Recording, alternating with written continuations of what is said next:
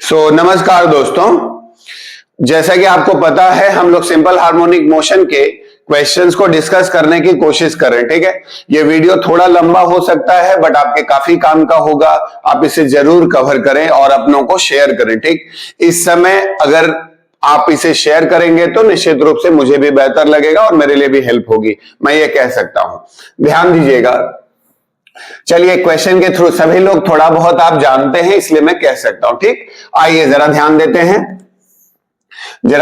हैं, बच्चा। यहां पर ये एक आपने क्या करा है, ये एक एडियाबेटिक कंटेनर है या सिलेंडर है। ये एक एडियाबेटिक सिलेंडर है।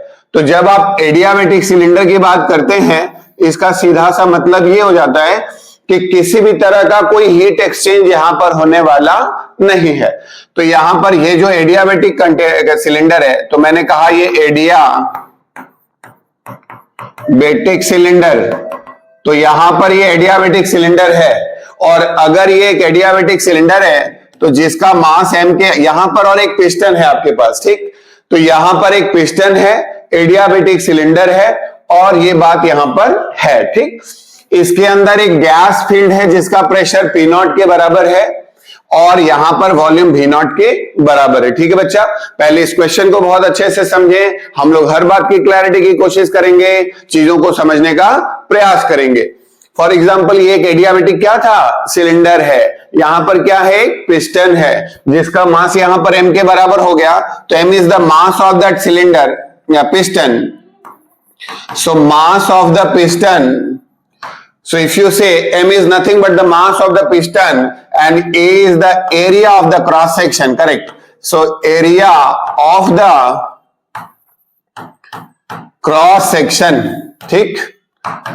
तो यहां पे area of the cross section. अब हमने क्या करा बच्चा, ये जो पिस्टन है ना, दैट इज एट इक्विलिब्रियम। क्या है, इक्विलिब्रियम पे है। तो अगर यहां पर ये पिस्टन इक्विलिब्रियम में है मतलब बैलेंस। आप सोच सकते हैं कि इधर से लगा हुआ फोर्स इधर से लगे हुए फोर्स के जब बराबर होगा तो निश्चित रूप से यहां पर इक्विलिब्रियम होना चाहिए, बैलेंसिंग होनी चाहिए।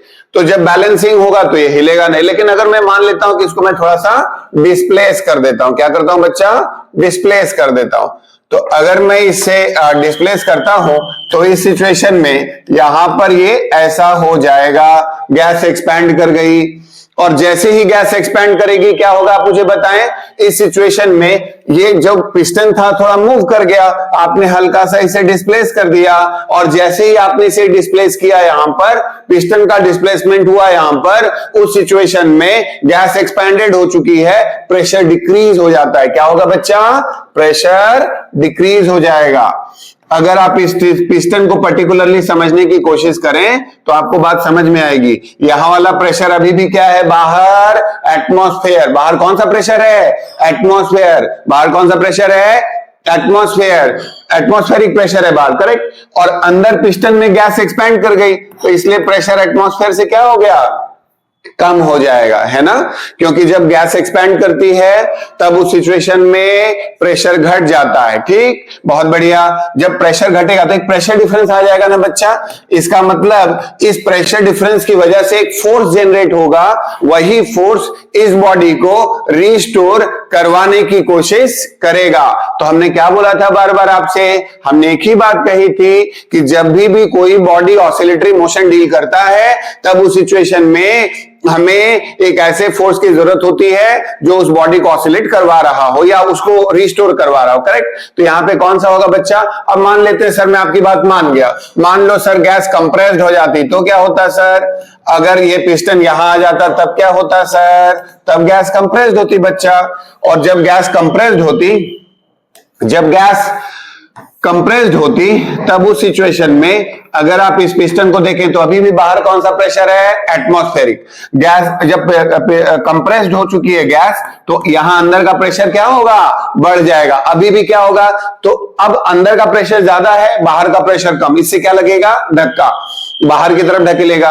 और उधर क्या हो रहा था, इधर का प्रेशर कम, इधर का प्रेशर ज्यादा, तो प्रेशर डिफरेंस। तो कहने का मतलब जो प्रेशर डिफरेंस है उसी प्रेशर डिफरेंस के इन्फ्लुएंस में बॉडी ऑसिलेट करने की कोशिश करेगी। तो यहां पर अब हम कैसे निकालेंगे सर, हम जानते हैं कि सर मामला एडियाबेटिक है और अगर मामला एडियाबेटिक है तो PV power gamma should be nothing but constant. आप जानते हो बच्चा, you take the log of both side बाबू, you take the log of both sides and when you take the log of both sides that log c and you can differentiate it. आप इसे क्या कर सकते हैं, differentiate कर सकते हैं। तो अगर आप डिफरेंशिएट करेंगे तो dp by P plus gamma dv by V that should be equals to 0, जैसा कि बेसिक मैथमेटिक्स से आपको पता है। आइए बच्चा देखते हैं हम लोग।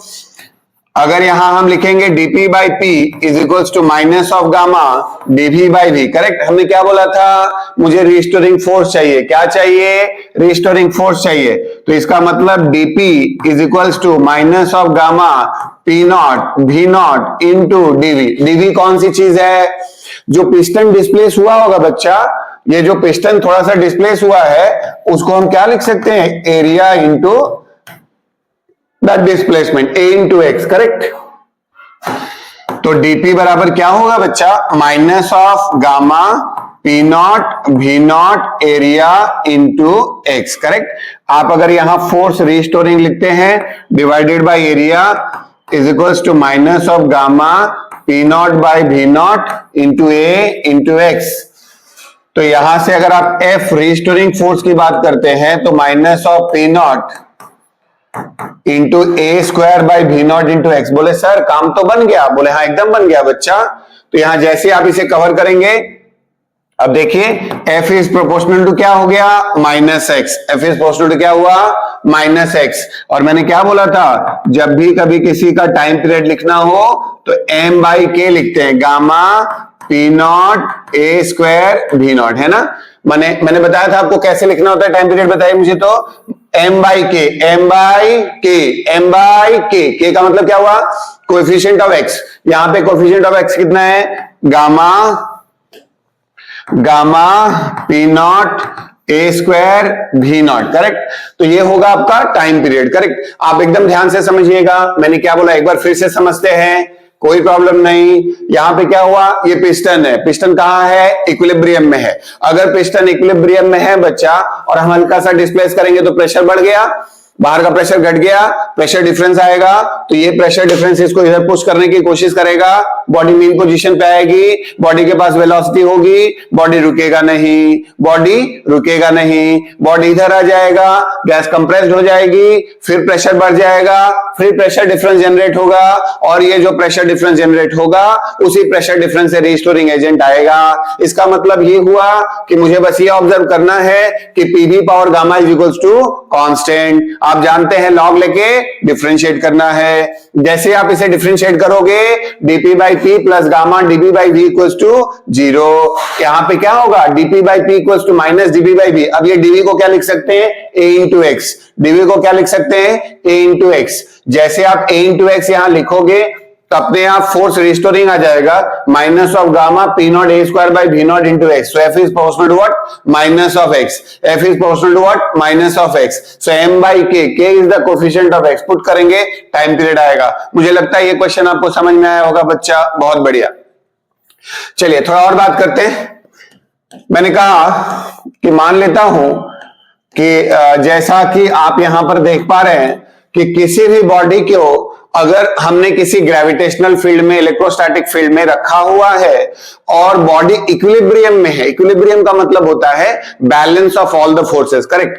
और बॉडी स्लाइटली डिस्प्लेस्ड है, बॉडी स्लाइटली डिस्प्लेस्ड है, स्लाइटली डिस्प्लेस्ड है।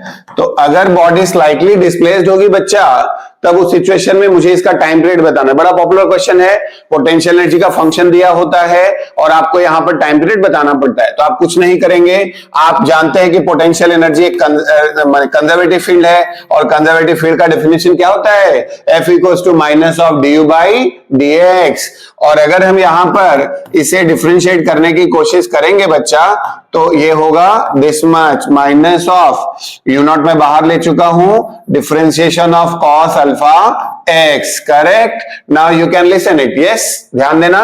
तो यहां पे होगा minus you not, one constant है ना बाबू, वन क्या है, कांस्टेंट, कांस्टेंट का differentiation 0। Cos alpha cos x का डिफरेंशिएशन माइनस साइन एक्स, तो minus of minus plus sign of x.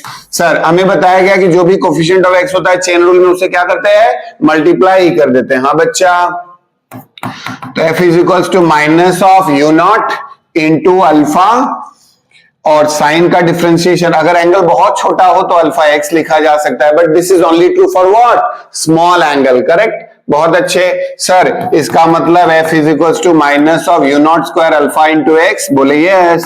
तो f is proportional to minus X, तो सर इसका मतलब यहां पे क्या हो गया, f is proportional to minus of X. आ गया ना सर, ये कंडीशन ऑफ एसएचएम सेटिस्फाई होता है ना बच्चा।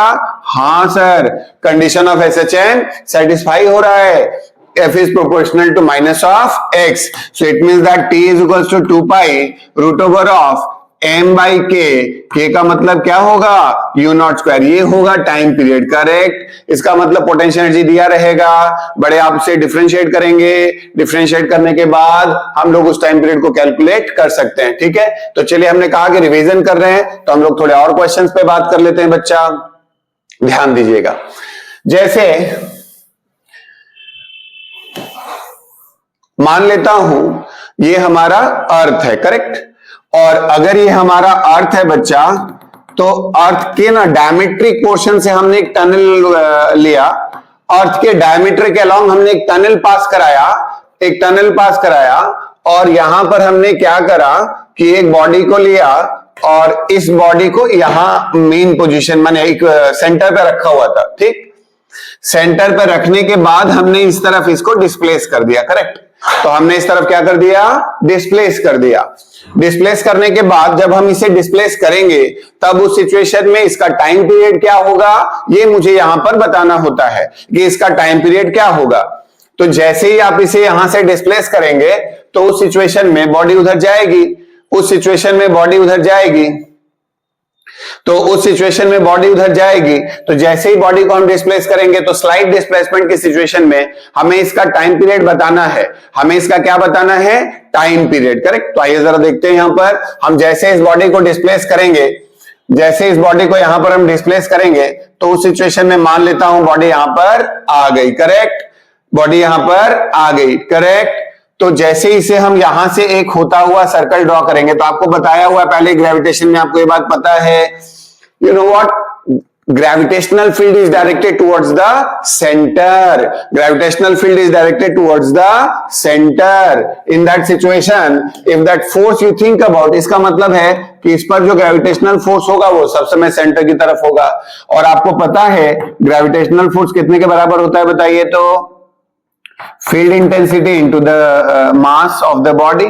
तो ग्रेविटेशनल फोर्स कितने के बराबर होता है, field intensity into the mass of the body, है ना बच्चा।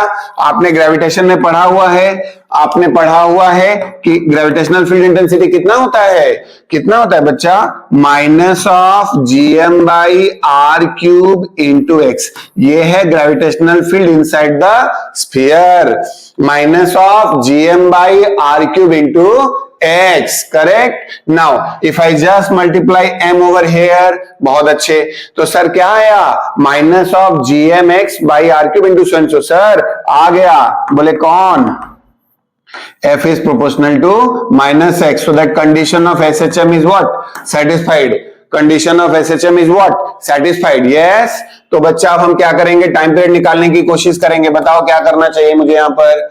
जैसे आप यहाँ देखेंगे तो f is proportional to माने f is proportional to या equals to minus of gmm divided by r cube into x, यही दिख रहा है आपको यहाँ पर, है ना। तो minus of gmm by R cube into X, तो यहां से क्या मिला, कोएफिशिएंट ऑफ x आपके पास है ऑलरेडी, अब हम यहां से टाइम पीरियड लिख सकते हैं, है ना।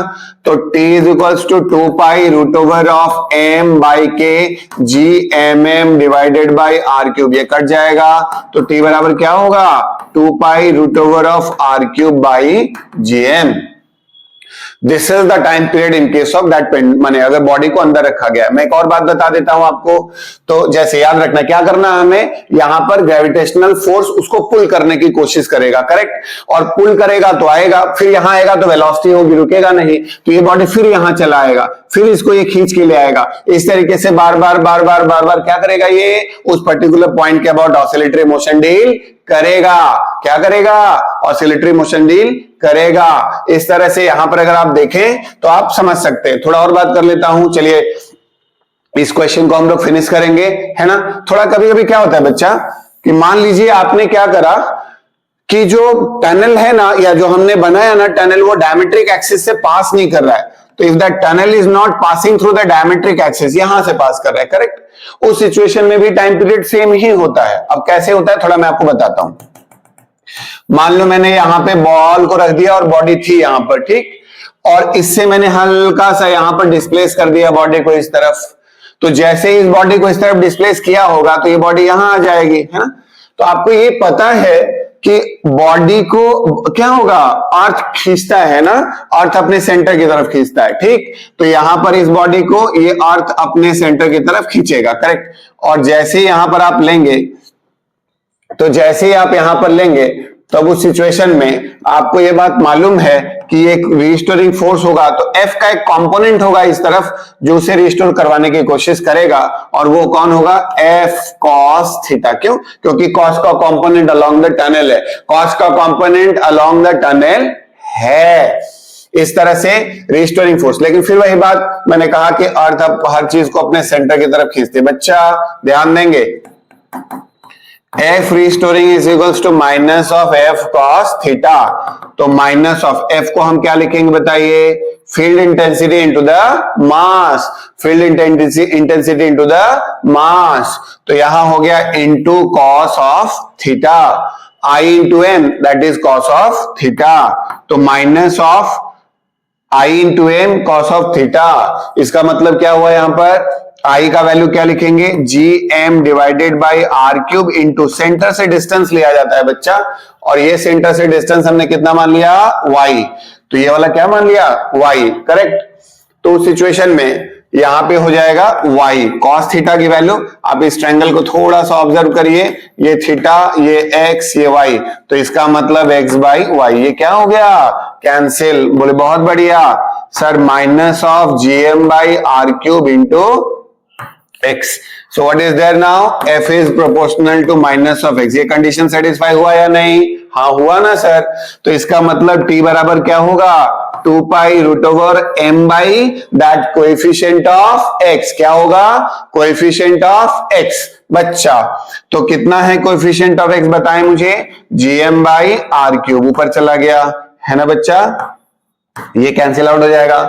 सर ये तो वही टाइम पीरियड आ रहा है जो पहले आ रहा था। क्या आ रहा है बाबू, वही आ रहा है जो पहले आ रहा था। इसका मतलब चाहे टनल सेंटर से पास करे या ना करे, उस सिचुएशन में टाइम पीरियड सेम होता है ना। तो चलिए और भी बहुत सारी बातें और क्वेश्चंस लाता रहूंगा, बात करता रहूंगा, और जरूर से जरूर इसे फुल देखें, पूरा वीडियो देखिएगा, और दूसरा इसे दूसरों को जरूर पहुंचाएं। बहुत बहुत धन्यवाद है आप सभी लोगों का, फिर मिलेंगे, शुक्रिया। आप सभी लोगों का दिन शुभ हो। By two all of you.